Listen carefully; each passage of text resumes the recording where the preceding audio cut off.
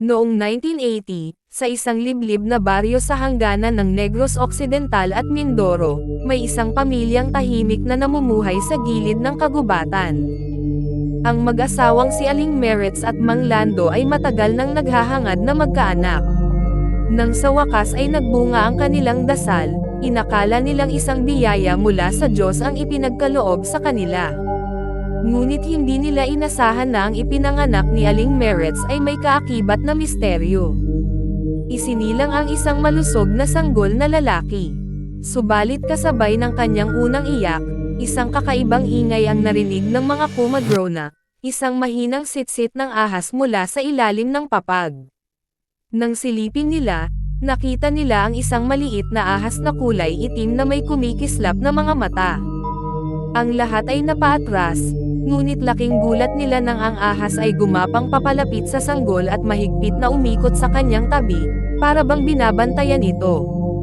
Kambal yan, bulong ng matandang hilot. Ang isa'y tao, ang isa'y ahas. Lumaki ang bata, lumaki ang ahas. Lumipas ang mga taon, at ang batang pinangalan ng Elias ay lumaking matalino at masayahin. Ngunit saan man siya magpunta, hindi siya iniiwan ng kanyang kambal na ahas. Nakikita ng mga kapitbahay na palagi itong sumusunod, nakapulupot minsan sa kanyang braso, minsan ay nakatago sa lilam ng puno. Marami ang natatakot at umiiwas kay Elias. May mga nagsasabing kapag galit daw ang bata, ang ahas ay humahaba at lumalaki, at ang mga mata nito'y nagiging apoy na pula. May isa pang tsismis na kapag gabi, nakikita raw si Elias na natutulog na mahimbing, ngunit ang kanyang kambal na ahas ay gumagapang palabas ng bahay, umaakyat sa bubong, at sumisilip sa mga bintana ng kapitbahay. Pagkaraan nito, kinabukasan, may mga manok at kambing na nawawala, at minsan pa nga'y may batang biglang nagkakasakit ng walang dahilan. Isang gabi, nadiskubre ng isang albularyo ang tunay na lihim. Bago pa man ipanganak si Elias, nakatagpo si Aling Meretz ng isang matandang babae sa gubat na nagbigay sa kanya ng prutas na kakaiba ang anyo. Dahil sa matinding kagustuhan nilang magkaanak, kinain niya ito ng walang pag-aalinlangan.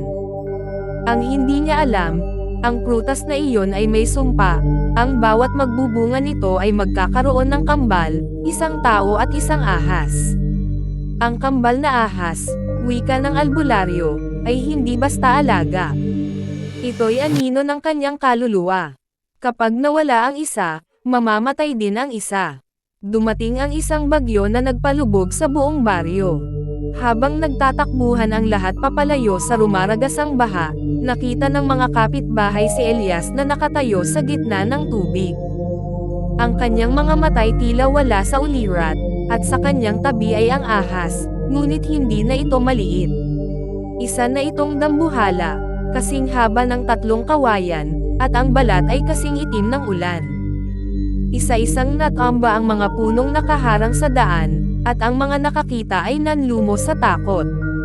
Ang ahas ay tila kumakain ng anino ng mga tao. Ang sinumang malapitan nito ay biglang nawawalan ng lakas at hinahatak ng tubig. Si Elias, sigaw ng kanyang ina, ngunit pinigilan siya ng mga kapitbahay.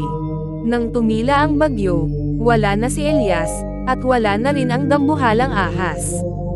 Ngunit mula noon, gabi-gabi may naririnig na pag-iyak ng bata sa tabi ng ilog, kasabay ng mahabang his ng ahas na umaalingaw-ngaw sa dilim. Hanggang ngayon, sa baryo ay walang nagtatangkang lumapit sa ilog tuwing hating gabi. Sabi ng mga matatanda, kapag narinig mo ang iyak ng bata, huwag kang lalapit at huwag kang sisilip. Dahil kung gagawin mo, baka makita mo ang isang batang namumuti ang mga mata at sa kanyang tabi, ang kanyang kambal na ahas na handang mangangkin ng bagong biktima. At sa tuwing may nawawalang bata sa lugar, bulong ng mga tao. Si Elias na iyon, kasama ang kanyang kakambal na ahas.